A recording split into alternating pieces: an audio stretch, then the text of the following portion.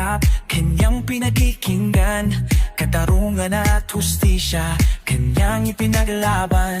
Mga ospital, eskwela, kanyang itinayo, upang kinabukasan natin ay sigurado.